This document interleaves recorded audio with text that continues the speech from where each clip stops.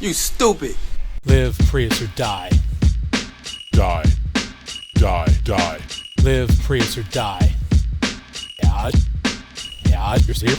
Live Prius or Die, episode 21. We're old enough to illegally drink, and it is Friday, June 24th, 2016, and it is time to get your drink on. That's right. Except that I'm fresh out of beer. No, actually, I think I got one left. Oh, son of a bitch. I just picked up some new stuff. Mondo here, by the way. Your ever-present brown kid in the shadow of the white shadow. What? All right. Yeah, that's a little redundant. So I got something called Pacifico Clara. Yeah, how is that? Oh, it's so like, good. Yeah. It's like honeysuckle on your lips, dude. It's great. Is it kind of like Corona? That's what no. It would be like the Mexican equivalent, or I'm sorry, the La Cerveza del Pacifico equivalent of Miller Lite. It's really good. Okay. I'll have to try that sometime. I have not tried that one. I've tried some other Mexican beers. Most have been okay. One I would say to stay away from is Tecate. Yeah, I'm not a fan of that one either. No, it's weak sauce. It's got some metallic taste to it, I think. Yeah, I don't know what it is. It just doesn't. It's not smooth. You know what's really good is Modelo Negro. Yeah. Negro. I think. With lime, actually, is really good. I just like it straight. Modelo is okay. It's a little on the watery side, but Modelo Negra is pretty dang good. But it's usually a couple bucks more expensive than I'm willing to shell out. Right. Because I'm a cheap drunk. But actually, which I say that, and the last time I actually splurged from Leinenkugel's Summer Shandy. Yeah, that's really good. That's really good. That goes down like pretty easy. Mm-hmm. And I'm not one of these super bitter hoppy kind of beer guys. Ugh. Oh, I love IPAs. I'm kind of burnt out on IPAs right now, but yeah, I'm with you. Yeah, I mean, I can handle them. I mean, but they're just not my cup of tea, or lager, or Stein of beer, or whatever you want to call it. Right. I think we mentioned this the last couple times that there was a couple of breweries here, and they got some great IPAs, but they had a nice wheat beer that I like. Can't remember what the hell it's called now. It was like the Dune Storm or something like that. Huh. So, I'm not. You gotta come up here and we'll hit the brewery. Yeah, I'd love to do that. Yeah, I'm not. I can't do American wheats anymore. American wheats really cripple me. Gluten-free? Well, no, it's just American wheats. I can have one of my favorite wheat beers is I think it's a wheat bird beer, but it's Delirium Tremens. It's a Belgian beer. Yeah. I think that's wheat. I'm gonna look that up though, just to be sure. But I can't, like, German wheats I'm fine with, but they've been brewing wheat beers for like a century or more. Yeah. And I just can't do like American wheats. I had a Sam Adams cherry wheat, and I was like, it felt like there was fire in my intestines. I mean, that's the best way to describe it. Like, I'm not joking when I say I'm like crippled. Like, I am in the bathroom maybe you need to stay away from gluten or something, man. It's just beer though. Yeah. Like, that's what does it. I don't know what it is, but yeah, I can remember I was in the bathroom for like 3 hours, ass piss for 3 hours. Like, I couldn't move. Every time I got up, my stomach sounded like you cleared a hair clog out of a drain and all the water started to go down again. Yeah. That's what my stomach sounded like. No, I totally know that feeling. Kind of a personal note. I had a colonoscopy like about 10 years or so ago. Mm-hmm. And they give you this stuff that cleans your system just clean out, man. I mean, anything left in your system, it's just a wash. Yeah. And it's like somebody shoves a fire hose, down your throat and straight out your ass. And what the hell? It was like phosphosoda or something. I think they since banned that stuff because that's crazy, dude. Well, I don't know if people were abusing it or if they found out that shit was giving you cancer or something. I don't know. But I remember sitting there because they said, "Oh yeah, you're going to be running to the bathroom." I could just literally hear my large intestines like filling up, with like water. Like it was just like you're filling up a pitcher of water. Yeah, you can hear that. Like, getting closer to the top. I've had that happen, dude. Yeah. Oh, it was just like, okay, time to go. No, that's messed up when you can hear your colon filling up with water. Yeah, that's not a good day for anyone at that point. No. Yeah, I don't see where it says. I'm actually big on the Pilsners. Oh, I love me some Pilsners. Yeah. One of my favorites, and I haven't gotten too deep into them, honestly, is I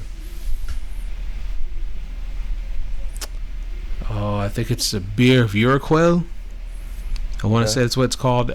It's in a green bottle, and it's from the Czech Republic, and it's one of the beers of the Czech Republic, and it's like their Miller Lite. It's like their Budweiser, like it's one of the like a local staple. But here it's like delicious. I love it. It's a little bitter, but not hoppy bitter. Yeah. But I mean, most true Pilsners kind of have a bitter taste to it. Right. Miller doesn't, because it's like right there. It's like evenly balanced, so you don't get all of that. You taste it, but it kind of gets washed away with other flavors. But yeah, I mean, that's not a bad beer to have at all. Yeah, my old standby is actually Rolling Rock. So. Oh, I know. You used to drink that fucking skunk ass shit that you put in your oven. Remember that? What? Yeah, it was like the first house you and your wife had, and I was over, and we were all gonna drink, and you put you had some Rolling Rock in your oven.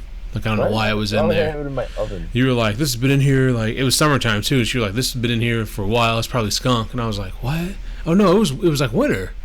Yeah, I remember that, because it was a winter that it didn't really snow up there yet, where you live. And that must have been the hiding place. I guess, yeah, because you opened it out and you were like, going to Rolling Rock, it's probably skunk. And I was like, what? No, what? Come on, there's nothing wrong with a little skunky Rolling Rock. Shit, are you in college, motherfucker? Yes, there is. Get your drink on, bitch.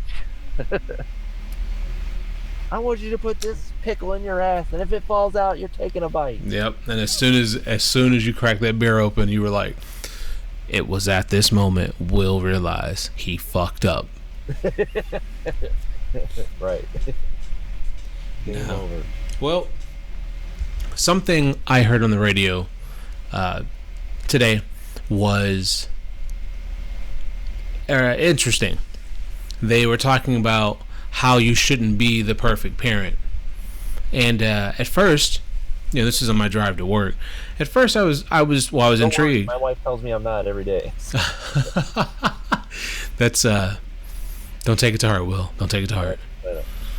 But they're saying, like, you shouldn't do things like that. Try to make everything perfect for your child, because then they're not used to disappointment, which is something you face in the real world, in real life situations. Oh God, yeah. That everything isn't just set up and ready for your child to go, because then what is it teaching them later on in life? You're not just going to walk into your cubicle at work and everything's going to be exactly how you need it to be. So, I'm listening to this, and it's weighing on me, like, through the day, and I'm like, man, that's why there's, like, a lot of entitled young adults out there, because they're like, they probably had those parents who were overly interactive with them and did everything for them to make sure everything was great, so that they could have this great experience, because maybe this parent didn't have one. Mm-hmm. Well, tough shit. That's what creates diversity. Everybody has a different experience, and they're coming to the table with something different. That's great. So I go to play some laser tag with my family tonight, and it's my nephews. One of them's 2, the other one's 11, and my niece, who's 6, and my 2 sisters. And my one sister comes in with all the gang, and so wait a minute. That's quite a few people. Where are you doing this all at? There's a place up on the north side here where I live that will have. They do like 25 people at a time. Oh, okay. I thought you were doing just chilling at somebody's crib and doing it. No, I wish we talked about that too. I'll bring that up later. But yeah, like you go to rent the stuff there. Like they kind of, you can go at different times. So they come in. I was playing some games. I had some leftover tokens. I gave it to my niece and nephew to go run around for a little bit, just to enjoy themselves. No big deal, nothing special. But we get in there and start playing laser tag, and they broke us up into 3 groups. Group 1 had 15, probably 10 to 12-year-old girls in it. Okay. So I'm like, all right, this ought to be interesting, And the other group, yeah, I figured I was going to get like easy points, And then the other group was another family, mixed ages, two parents, but then like kids that were probably anywhere between 13 and 16, right? Then there was a single dad and his son who was probably 6, and our group. So they combined me, our group, the single dad and his son, and the other family into one group. So there's 2 teams, right? Okay. We get out to the fucking course, and I'm not shitting you, dude. These little fucking bitches were camping like you would not believe. And I mean like hardcore fucking dick in the dirt camping. Like, I couldn't believe this shit. I was getting lit up at... Oh, dude, I was getting lit up every corner. No matter... I turn around, I got shot. I would recharge. After 3 seconds, I got shot. It's a new generation, man. They've all played Black Ops. Right. So I was like, what the... That's what I thought. I was like, okay, well, I'll just start ducking and weaving. So I started doing that. I got shot. I was like, okay, so I serpentine between some of the obstacles. I got shot, like, repeatedly. And I was like, what the fuck? I turn around, I run up the stairs, and I see they're all camping at the top. They're not running around the bottom. They're at the very top. There's 2 balconies, and they're just shooting everybody that runs down there. And I was like, oh, so you guys... Okay, so I'll just go and take out the snipers, And I do that. They don't move. They stand there. Right. They stand there, and they keep pulling the trigger of their gun until your vest lights back up, so they just keep getting points. And I looked at this one girl, and she's like staring at me, just shooting at my target constantly. And I was like, are you just going to stand there and shoot me? Now, I'm not a racist person. All right, so that wait, they weren't running around, they weren't, trying to flank you or nothing? No. Damn. Well, that's why you gotta send a sacrifice up in there and just break that shit up. Yeah, so that was me. I cleared out an entire balcony except for when this girl stops me. She won't let me pass the stairs. Like, she's got a wide stance. It's a narrow passage, and she's just standing there. She won't move. She keeps shooting me. So she's getting like damn near 100 points because she's hitting me in my chest every time. And I was like, can you move? I'm trying to get around you. And she says, no. I was like, you're just going to stand there and shoot people? You're going to shoot me the whole time? Yeah. And I looked, and she was, I don't know, Asian maybe. And it took a lot for me not to like tell her, because I just turned around and went back the long way and got shot some more. But the immediate response was, if you don't move your fucking slant-eyed ass out of my way, I'm gonna bury you like right here. Like, I'm gonna fucking put you in the ground so hard you're gonna end up back in China. Like that. That's what I was thinking immediately, and I was just like, what's wrong with me? That's just a game. No, fuck that. Guess who she got the idea from? It got real. Yeah. Guess who she got the fucking idea from? I go back around to this other balcony. The fucking parent of this guardian or group of girls is standing there shooting someone from my team, not moving, just standing there, and they're just racking up points. And he's just like laughing and thinking it's funny. And I was like, so this is what you're teaching your kids? Like, this is what they're coming home with? And I know it's petty. Yeah. But on my part, it's petty. But I'm thinking to myself, this is why they're all doing what they're doing, because they're following your example. Right. Yeah, I mean, I know when me and Ryan have gone out and we've played tag, we got a place kind of nearby that, and we never go like in big groups, right? It's just me and him, and then we get paired up with whoever. Mm-hmm. And Ryan's nowhere near like as proficient as I am, but I try to, we stick together. I try to direct him and cover his ass when he needs it, but right. But we're constantly on the move. Nobody's camping. I just couldn't believe that. You said these kids are just camping. I mean, and you see them play the games the video games, and nobody's camping except for one or two douchebags, and maybe these are the one and two douchebags. Right.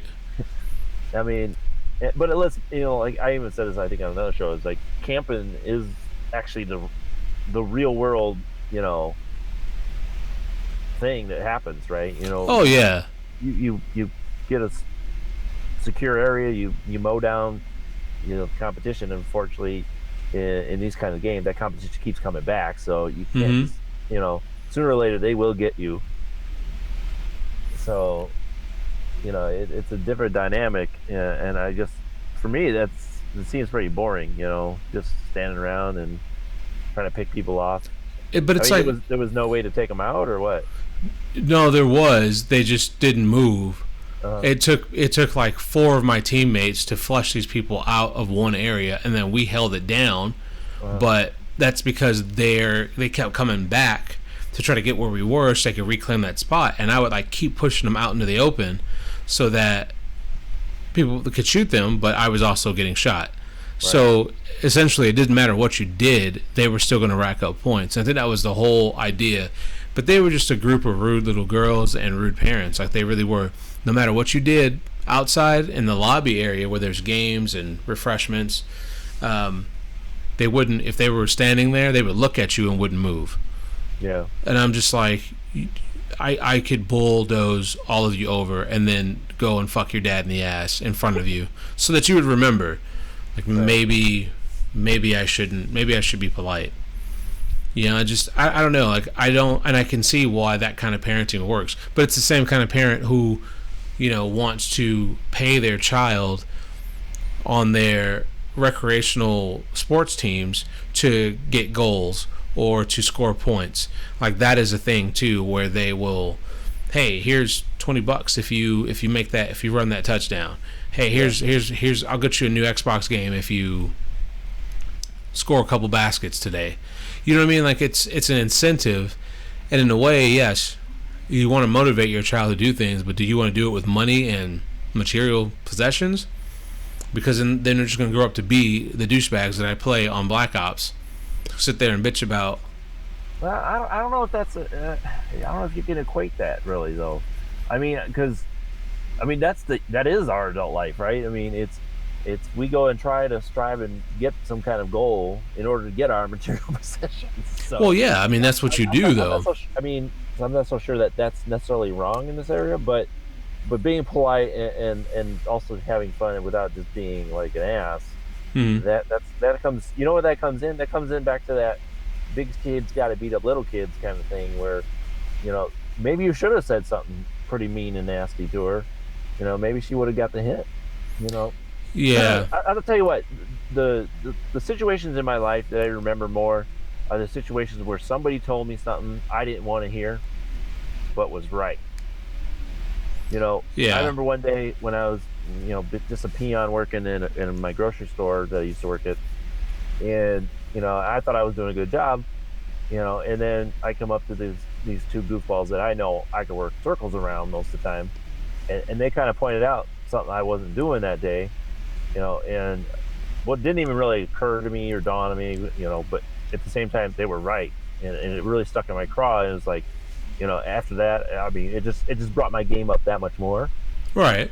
So I think in that situation, you should have laid some kind of smackdown, maybe not been too nasty, but been like, look, you got to move.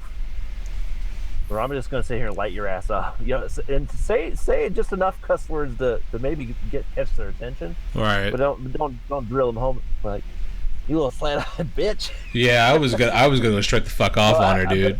Dude, I totally get the rage, man. It was all rage right then, but. Well, I mean, but the thing is, it puts you in a weird situation though. Like, you're in a situation where, if I kind of look at it from all angles. So if I do that to her, then what am I doing to her self-esteem? By saying all those nasty, mean things to her. Which, if an adult was acting this way, out in the street to me, I may say these things to them. But it's a kid, Two, even if it didn't mess with her. This is the world. Right, right. But it goes down, and people get raped, people get killed. I mean, all you're doing is telling her to move her ass. But but she also lives in a world where she knows that she can go to whoever's responsible for her and have them say something to me, and then that motherfucker may or may not have to deal with me either verbally or physically, and then that creates. And then what am I doing to? What am I showing my nieces and nephews about how to handle certain situations? It compounds itself, and I take a lot of that into account. Like, I think about all those situations. Even if she doesn't, she still walks away with a slightly bruised ego. If she does, hey, but sometimes that's what they need. And going back to what you said, you're setting this example, but you got to set an example that you got to stand your ground. right?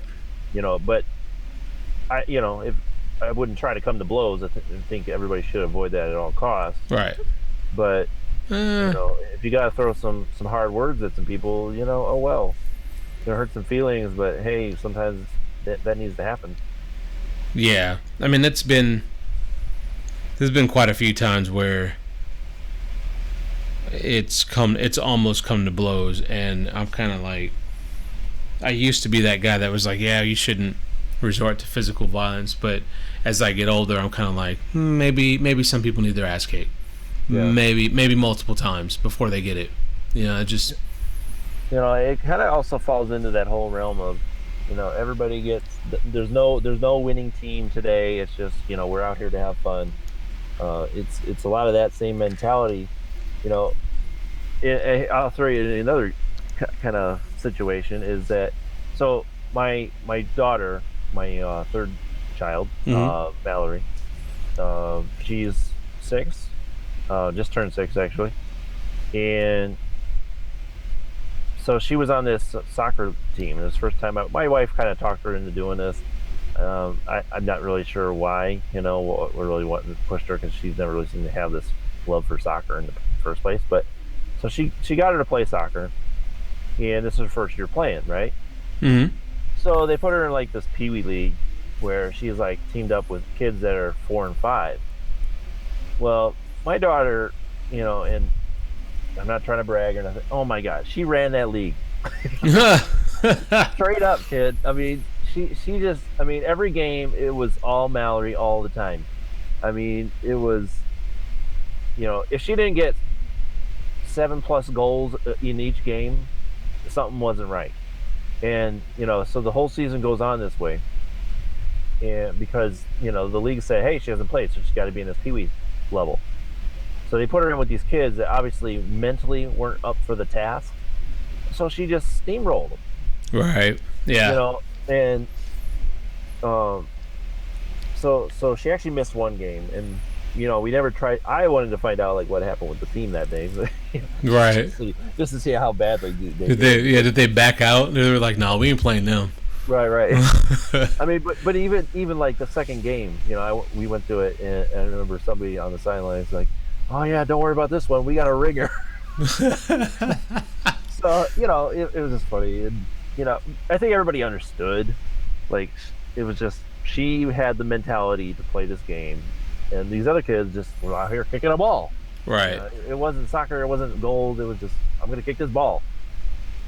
And so, and I missed the last game because I had to be there for my son he had a game of baseball. Mm-hmm. So I was there for him, and my wife ended up taking her because she wanted to be there for the last game. Yeah. And so, I think at some point, the morals of the story is that people started to get pissed that Mallory was kind of overshadowing everybody in these games. Right. So suddenly Mallory sat half this last game, and then her coach kept on telling her, don't be taking the ball away. So she stood back, and she ended up only getting one score that game. And, right. My wife's, I don't know, I think that they lost, but I don't know. My wife, I don't think it keeps very good track, but because they don't keep track, of course, because it's all about fun. Yeah, there's no sport, there's no score. Yeah. Right. But that was the great thing, is like you had this person out here doing so good, and I started to see like one of the other players on our team like really start to come up. I think they started to get it. lead by example, right? So, and now in here this last game, they kind of, for the lack of a better word, retarded her play, and they suffered because of it. Right. And and so what are you teaching her? So the next time, I just hope that when we go and play on the next team, they don't do some shit like this. And I mean, you want these people to excel or not? You want them to achieve in life or not? And it's like, no, it's got to be fair for everybody. But at the same sense, you're taking away this person's chance to shine. Yeah, and that's great though. But like, I understand what you're saying. It makes sense to me. But from the coach's perspective, because I've done that for youth recreational basketball, I saw a team struggle. I was coaching 2 teams actually. One was 5th and 6th graders, and I saw them get better as a team because there were a couple really good players on. I mean, I had 3 really, really good players on my team, and I was fortunate enough to see that. But they brought their other teammates up. There was a girl who didn't even want to play. Like, she wasn't paying attention on the court. She would just run when she had to run. Yeah. And then finally, like, those last couple games, like, she was like, she blocked, she dribbled down court and got a good pass. Like, she just played better. And then I saw this other team that I was coaching, which was 7th and 8th grade. They had a tough season, and they were all good. The problem was that some of the teams we played against, like, their parents were just like making like real snide comments, and I was gonna say something to one of them, like, their kids playing for fun, although we're keeping score, you don't have to trash talk them. And that's what it was coming down to, was like, that kid, yeah, I mean, but parents do that. Even, it doesn't matter what age, parents will do that if they have a star player on their team, or they have a team that these kids have never played sports before. They'll find something negative to say. There's always 1 or 2 parents that do that, and I don't understand. Like, these are kids. Like, who cares? It's recreation. Like, no one's winning a trophy here. Right. Like, no one's gonna go home with millions of dollars in the bank because they won. That's just not. That's not what's supposed to happen here. What's supposed to happen here is that they come to practice, they play the game, they have a good time. You win some, you lose some. Either way, the next time you play better. And that's what I would always tell them. If we win, great. If we lose, play better for the next time, but we got to play. Right. It's kind of, it's really difficult to kind of get that across so that they understand that no matter what, you're going to have fun. If you win, that's a great feeling. That's an awesome feeling. So strive for that.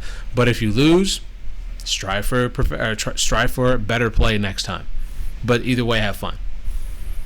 And yeah, I mean, I get it. Like, I've seen parents who are like, wow, I didn't know, my kid could play ball like this. Like, that's a great feeling as a parent to have, but you want to just keep it there. You don't want to, the next 3 games, be like, we're gonna fucking drill you in the ass. Like, you don't want that. It's like, whoa, that is perfectly acceptable talk.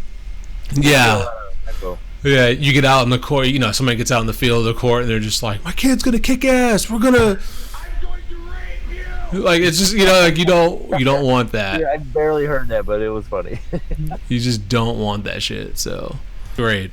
And they're like half my size, and I'm 6'3", so they're like not half, but they're up there. They're like 5'5", 5'8", like ridiculous. And all my kids are like shorter. Yeah. So the first game we play, they like walked all over us, and she was like, see, they can't shoot, see, they can't defend you guys got it. So the next time we played them, which was like 2 Saturdays later, I told them, they were all, my kids were a little intimidated. I said, don't go out there and be afraid. I said, you've got 2, 3 tall people out there. They dribble high. I said, just smack the ball out of their hand. And they just looked at me like, oh, it's that easy? And I was like, literally, when the kid dribbles, when they all dribble, they dribble high. You're lower to the ground, just slap the ball out of their hand. If it goes out of bounds, it doesn't matter. So they did that, and it frustrated the shit out of this kid. And he was like mad, and he was like, he fouled me. And the ref would be like, nope, that was all ball. And he would like get angry, and he ended up, like, they benched him because he just couldn't handle the fact and I coached my nephew, and my nephew was like, I called him the claw, because he would just grab he would try to like dribble and then pass, and he would catch it right in that in between, and just take off with it, and they would score, and it just pissed him off. But yeah, I mean, we had a basketball team going, and our passing was horrible. Yeah, we would always get picked off because they would just never bounce past it, and it was just like the laziest lob passes. Like, oh god. Yeah. They start doing those little bucket chucks where it looks like they're chucking a bucket of water over their shoulder. I'm like, that's not a pass. That is not that is the opposite of passing. Right. That is like an alley-oop for them. Yeah. But I mean, I get that. Like, you get the one kid that gets really frustrated because what he's good at, the other team is good at stopping what he's good at, and he has no idea how to counter or how to adjust. And I put that on parenting and coaching. Again, don't try to build your kid up to be some athletic god before he's proven himself. Keep sharpening that blade. You know, you just got to keep doing that. I mean, just adjust too, right? Yeah, I mean, that was the amazing thing when my son was pitching these 3.5 innings. It was like I could see him adjusting. You know, he was, when he knew he was not getting what he was expecting, he was adjusting it up to get that higher, that higher strike zone that this kid was looking for. And I was shocked. I was really shocked that he pulled it together because he's, I was surprised he didn't mentally break down. Being in there that long, and then from time to time walking as many kids as he did. I was really shocked how well he handled it. And so I mean, he's been doing baseball a while now. He's done like fall ball, and we did like this training camp thing over last winter. So I mean, I really think that this is his sport. Right. And I think this year was the year he finally saw it. That it for himself that this is what I can do. Yeah, and that's good though. I mean, it's obviously a challenge for him, and it's a good challenge for him. That's what he wants, and he can handle that. Some kids see a challenge, and they go after it, and they can't do it yet. Yeah. And and that's beyond frustrating for a child. Right. Well, I mean, he used to not want to do baseball, and I mean, at the beginning of the year, he said that some kids were saying he don't know how to throw. I mean, and here he is pitching the championship games 3.5 of the innings. Right. Out of the 6 that they played, carrying his team or helping his team come back. Yeah. Here we go with the weird news. Fuck human beings, fuck humanity. Fuck human beings, fuck humanity. Fuck human beings, fuck humanity. Fuck human beings, fuck humanity. Okay, so what do we got today? I need some nipple tassels to like dance to that. That's fuck good, yeah, good, and peanut butter. Well, I mean, that's already on there, but I probably should have took my shirt off first. Oh. That's where I went wrong on my plan. What? You stupid. They're not. What's 9 plus 10? 21. You stupid. My kids are always talking about that. So, all right. So check this out. I always love checking out YouTube videos, and my guy Matthew Santoro happens to do quite a few just odd facts and occurrences around the world. He's got some good stuff. I would definitely check him out on YouTube. That's his YouTube channel, Matthew Santoro. And so this one really blew my mind, though. So he did like a video about like 10 people who have died and then came back to life. Right. And so, I mean, there was some pretty interesting ones on there. There was like a lady who actually did it twice. She died twice? She physically died twice and came back to life. Like within the same sitting? Still apparently living.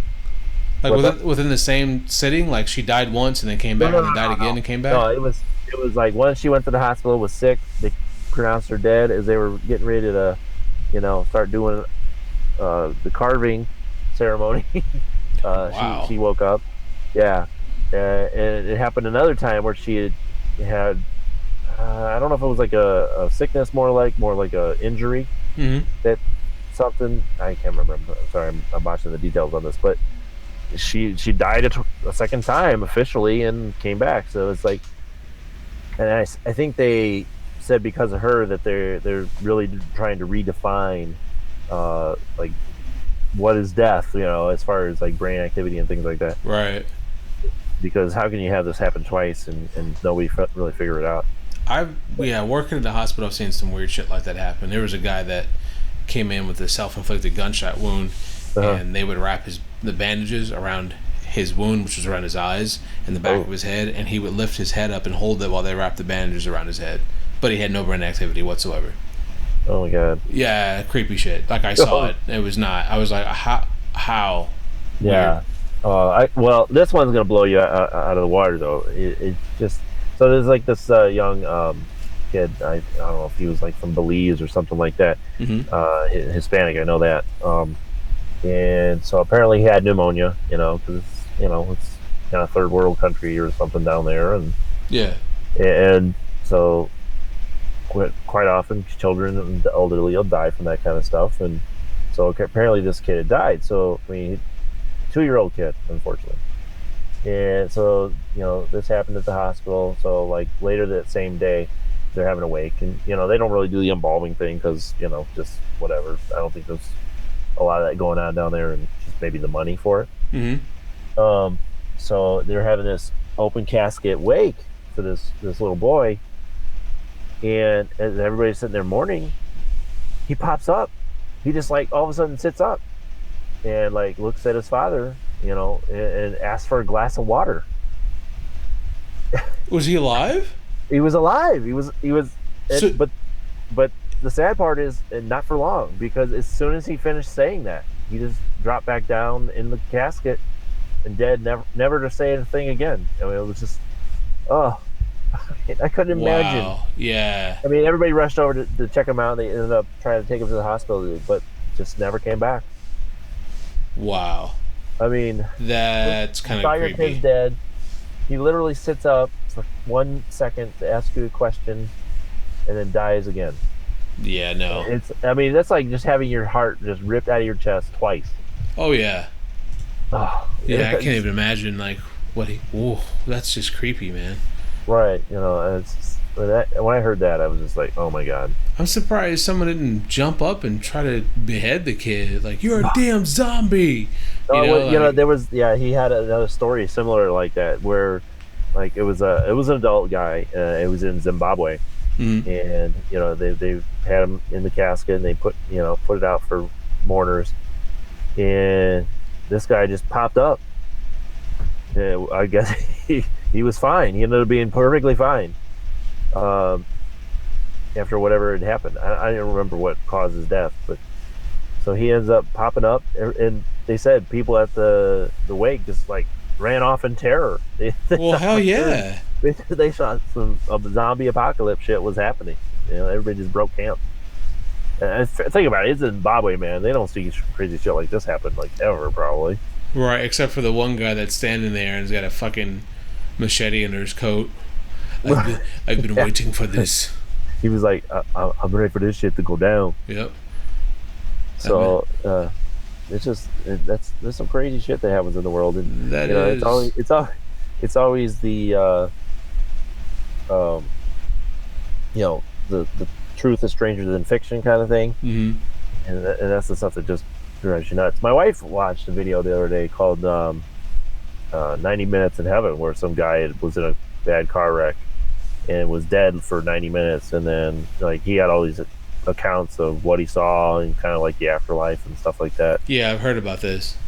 Yeah, and she watched it. I didn't really watch it because I'm not all into that kind of stuff. So right, but I don't really watch elongated movies about something like that. She said it was only like 15 minutes of the movie about like the heaven portion of it, but I remember I walked through the room when she was watching, and they were showing the guy. It was like it was pretty realistic how they made him look like.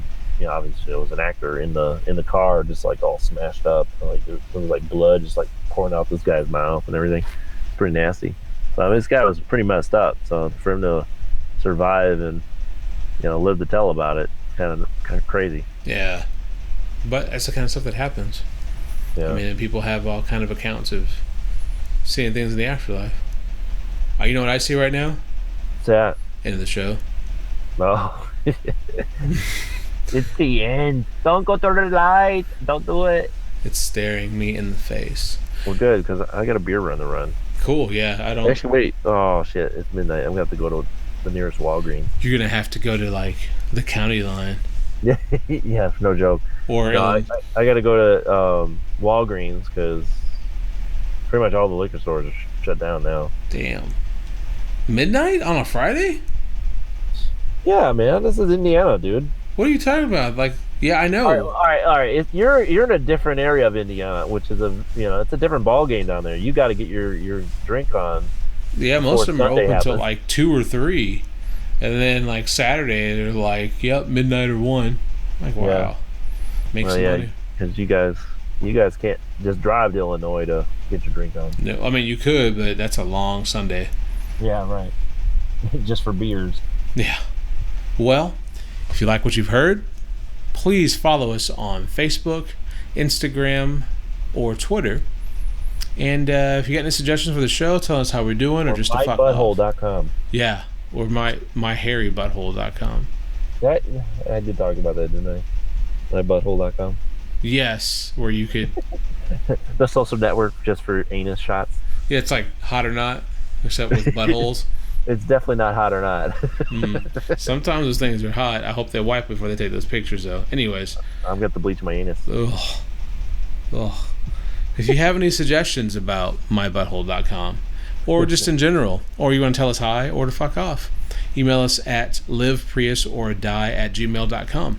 We look forward to seeing you, hearing from you. Let us know how we're doing, and we'll see you next time. Peace. Laters.